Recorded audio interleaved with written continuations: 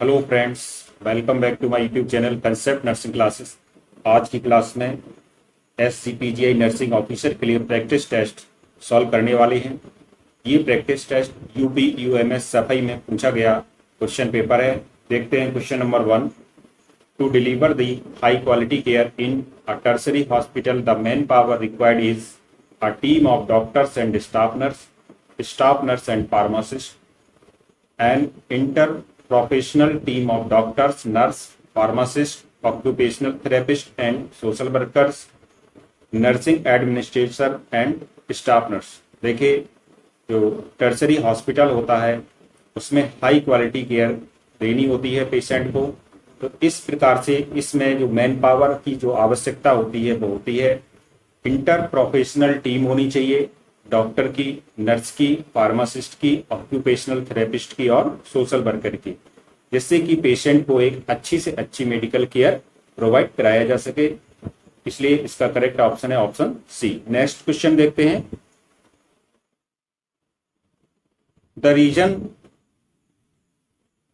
For pulling the auricle down and back while instilling ear drops to a child less than 3 years of age is to avoid adverse effect, to treat infection and inflammation, that the ear canal is straighter for children at this age, to avoid perforation of eardrum। The reason for pulling down the auricle down and back while instilling eardrop। देखिए, एक 3 वर्ष का बच्चा है, 3 वर्ष या उससे छोटा जो बच्चा होता है उसके कान में ईयर ड्रॉप डालते समय उसके कान का जो ऑरिकल होता है उसको थोड़ा सा खींचते हैं पीछे की ओर। तो ऐसा क्यों करते हैं? पहला ऑप्शन है टू अवॉइड एडवर्स इफेक्ट, क्या कोई एडवर्स इफेक्ट से बचना है। To treat infection and inflammation, क्या इन्फेक्शन और इन्फ्लेमेशन से बचना है। या that the ear canal is straighter for children at this age. तो ऐसा इसलिए होता है क्योंकि जो ईयर कैनाल होती है वो बिल्कुल सीधी होती है इस एज पर, जिससे कि उसका जो ड्रॉप है वो बाहर आ सकता है, इसलिए उसको डाल करके उसमें जो बैक हो जाता है और फिर वो ईयर ड्रॉप बाहर नहीं आ पाता है, इसलिए ऐसा करते हैं। So the correct answer is at the ear canal is straighter for children at this age. Next question. All of the following are the primary prevention methods of hypertension except. ये सभी प्राइमरी प्रिवेंशन मेथड होते हैं hypertension के, सिर्फ एक को छोड़ करके। Early case detection, dietary sodium restriction, weight reduction, increase physical activity. देखिए, किसी का हाइपरटेंशन की प्रॉब्लम हो तो उसके लिए ये इंस्ट्रक्शन दी जाती है कि आप सोडियम इंटेक कम करें, नमक कम खाइए, वेट कम करना है और जो फिजिकल एक्टिविटी है उसको आपको बढ़ाना है। तो इसलिए इसका करेक्ट आंसर होगा ऑप्शन 1 अर्ली केस डिटेक्शन। इससे कुछ नहीं होगा, अर्ली केस डिटेक्शन से इसमें कोई प्रिवेंशन मेथड नहीं होगा, प्राइमरी प्रिवेंशन मेथड नहीं है, और ये सभी प्राइमरी प्रिवेंशन मेथड हैं। So the correct answer is option 1। Next question. In which position should a nurse place a patient while preparing the patient for thoracentesis. देखिए, एक पेशेंट की थोरेसेंटेसिस करना है, मींस उसके फेफड़ों में पानी भर गया है, प्लूरल इफ्यूजन की प्रॉब्लम होती है, तो इस प्रकार से क्रिया की जाती है। थोरेसिक कैविटी में फ्लूइड निकालना थोरेसिक कैविटी से थोरेसेंटेसिस कहलाता है। अब थोरेसेंटेसिस के लिए नर्स को एक पेशेंट को किस पोजीशन में बिठाना चाहिए या लिटाना चाहिए, ये क्वेश्चन यहाँ पर पूछा गया है। Supine position, supine position means पीठ के बल व्यक्ति सीधा लेट जाएगा। प्रोन पोजीशन, ये एब्डोमेन के साइड में लेटना है। सिटिंग पोजीशन बैठना है और लेटरल पोजीशन एक तरफ करवट लेना है। देखिए, ऐसा है कि इसमें जो करेक्ट आंसर होगा ऑप्शन सी। जब भी थोरेसेंटेसिस की क्रिया करते हैं तो पेशेंट को सिटिंग पोजीशन देते हैं, जिससे कि आसानी से उसका फ्लूइड बाहर निकाला जा सके। तो the correct answer is option C. Next question. Which of the following is the function of the state nursing council in India. तो स्टेट नर्सिंग काउंसिल का जो काम है इनमें से कौन सा है? To promote the development of strong national association. देखिए, यहाँ पे लगा हुआ है नेशनल, इसका जो स्टेट का काम है केवल स्टेट तक ही सीमित रहता है, इसलिए फर्स्ट ऑप्शन इसमें गलत हो जाएगा। To provide registration for foreign nurses, foreign nurses का रजिस्ट्रेशन इसको प्रोवाइड नहीं करता है state council. To prescribe rules of conduct, take disciplinary action, ये करेक्ट आंसर है। जो भी आचरण के नियम है उनको प्रेस्क्राइब करना, डिसिप्लिन बनाए रखना, डिसिप्लिनरी जो एक्शन है उन पर काम करना, ये इसका कार्य है। इसलिए करेक्ट आंसर होगा option C, to prescribe curricula for nursing education. Nursing education के लिए जो पाठ्यक्रम बनाने का काम होता है ये इंडियन नर्सिंग काउंसिल का होता है, ना कि स्टेट नर्सिंग काउंसिल का। So the correct answer is option C. Next question देखते हैं। In rural area plains one sub centre is established for 5,000 people, 3,000 people, 10,000 people, 2,000 people. देखिए ये रूरल एरिया के प्लेन्स हैं, उसमें एक सब सेंटर कितनी आबादी के लिए होता है? तो एक सब सेंटर जो ग्रामीण आबादी होती है उसमें जो सब सेंटर बने होते हैं 5,000 की आबादी पर बने होते हैं।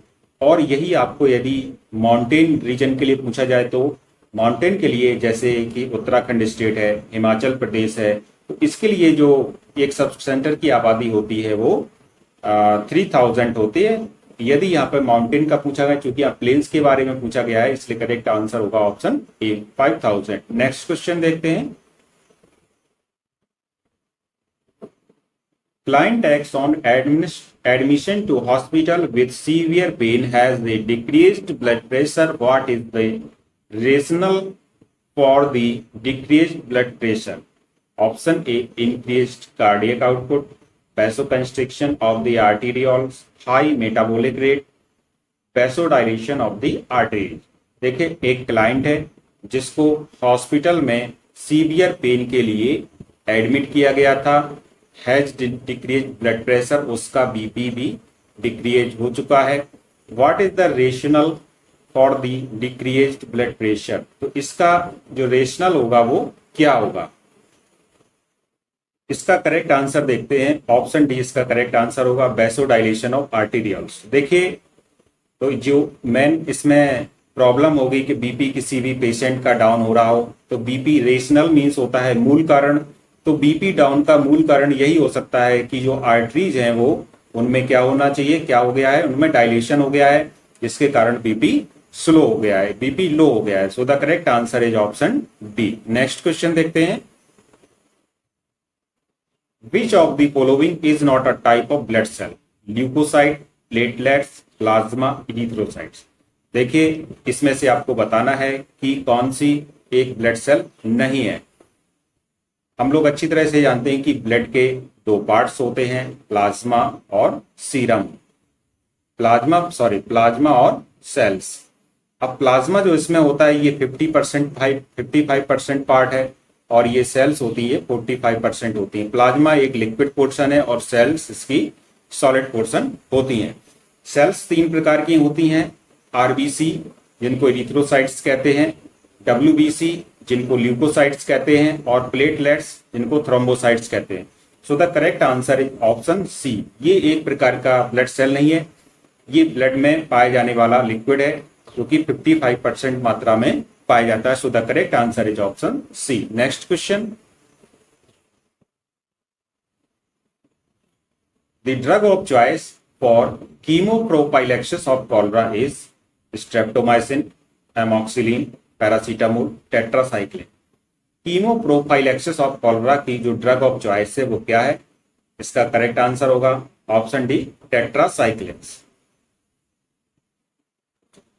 इसका देखेंगे करेक्ट आंसर होगा ऑप्शन डी, टेट्रासाइक्लिन। देखिए क्या होता है कि जब ऐसी संभावना हो कि कहीं पर कॉलरा की एपिडेमिक फैलने की बहुत ज्यादा पॉसिबिलिटी हो, तो वहां पर क्या है कि एक स्वस्थ व्यक्ति को टेट्रासाइक्लिन पहले ही दे दी जाती है। ये एक एंटीबायोटिक्स होती हैं जिससे कि जो एपिडेमिक है कॉलरा, जिसमें वाटरी स्टूल आता है, एपिडेमिक को रोका जा सके।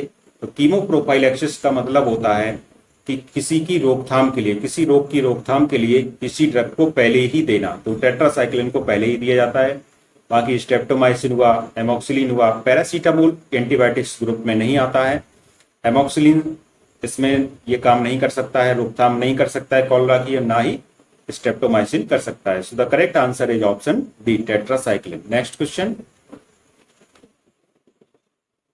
All of the following are barriers method of contraceptive action. इनमें से सभी प्रकार के बैरियर मेथड्स हैं कंट्रासेप्शन के, लेकिन एक को छोड़कर, diaphragm, condom, vaginal sponge, intrauterine device. देखिए, जो डायाफ्राम होता है ये बैरियर मेथड में आता है, कंडोम भी बैरियर मेथड में आता है, और स्पंज, वेजाइनल स्पंज, ये सभी बैरियर मेथड में आने वाले कंट्रासेप्टिव हैं। जबकि जो इंट्रायूट्राइन डिवाइसेस है जैसे कि कॉपर टी वगैरह होती है, ये आपकी बैरियर मेथड में नहीं आती है। सो द करेक्ट आंसर होगा ऑप्शन डी, इसका बिल्कुल सही है। नेक्स्ट क्वेश्चन देखते हैं।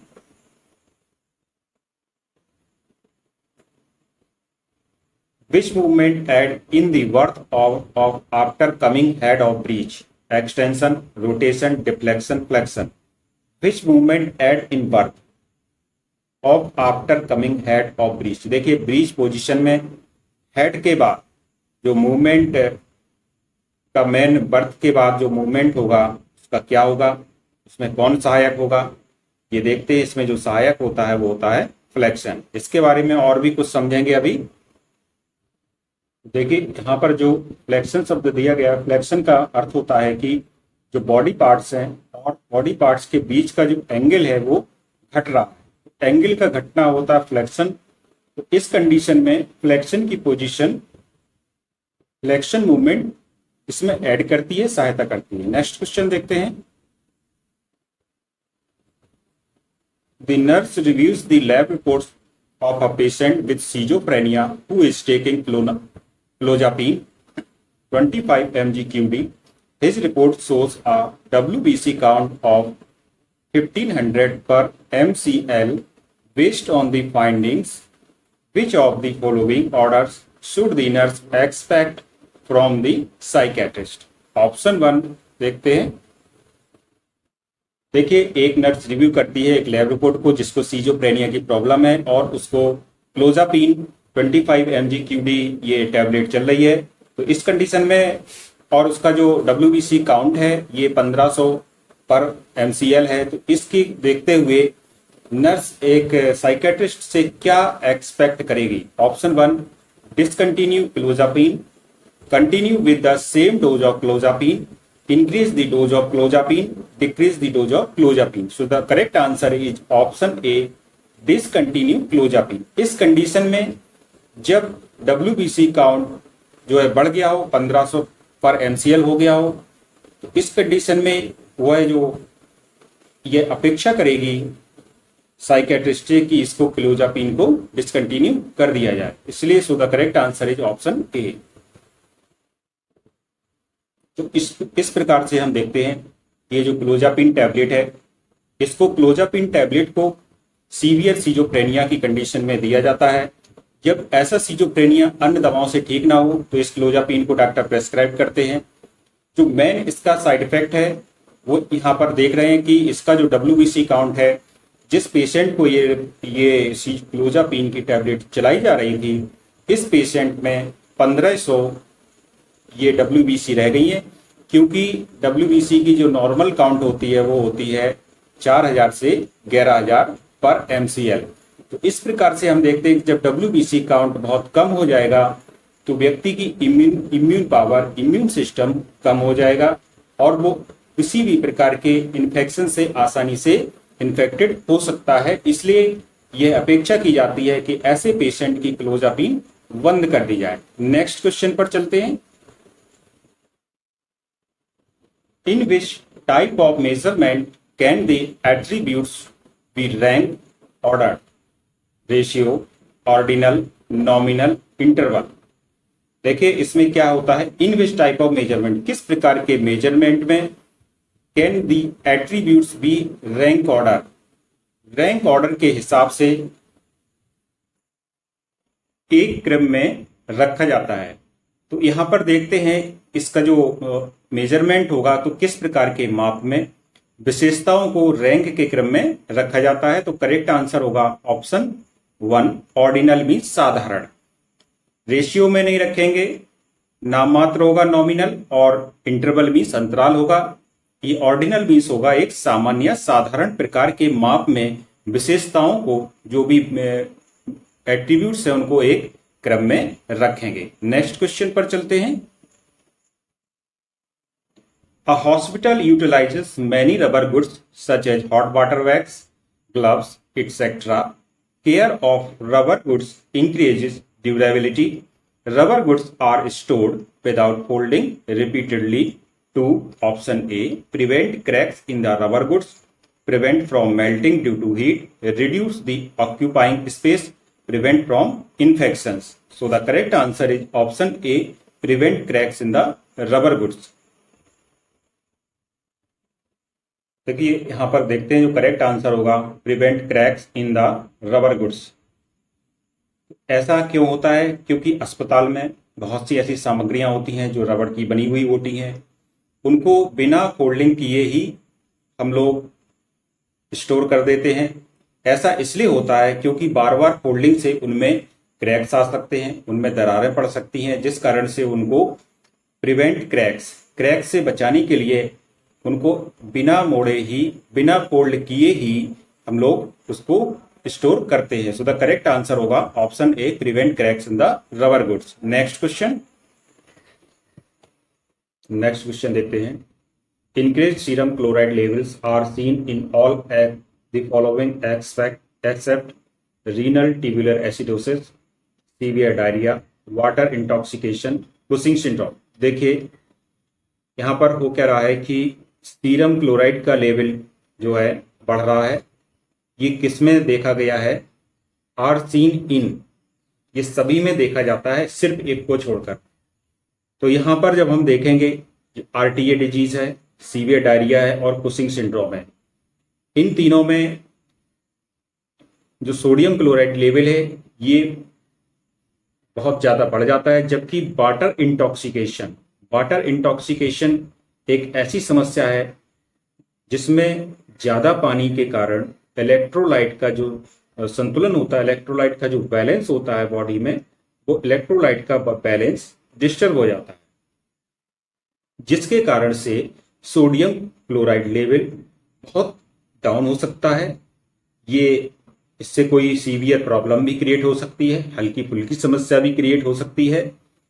और इस प्रकार की जो वाटर इंटॉक्सिकेशन की प्रॉब्लम है, ज्यादातर देखा गया है जो मैराथन में भाग लेने वाले एथलीट्स होते हैं उनको ये समस्या होती है। So the correct answer is option C. अब जो water increase sodium chloride level बढ़ता है ये आरटीए में बढ़ता है, डायरिया में बढ़ता है और कुशिंग सिंड्रोम बढ़ता है, जबकि वाटर इंटॉक्सिकेशन में सोडियम क्लोराइड का लेवल बहुत ज्यादा घट जाता है। सो द करेक्ट आंसर होगा इसका ऑप्शन सी। नेक्स्ट क्वेश्चन देखते हैं। The process of managing several projects, often with the intention of improving an organization's performance, is known as A. Project management, B. Transformational leadership, C. Nursing management, D. Program management. Correct answer is option D. Program management.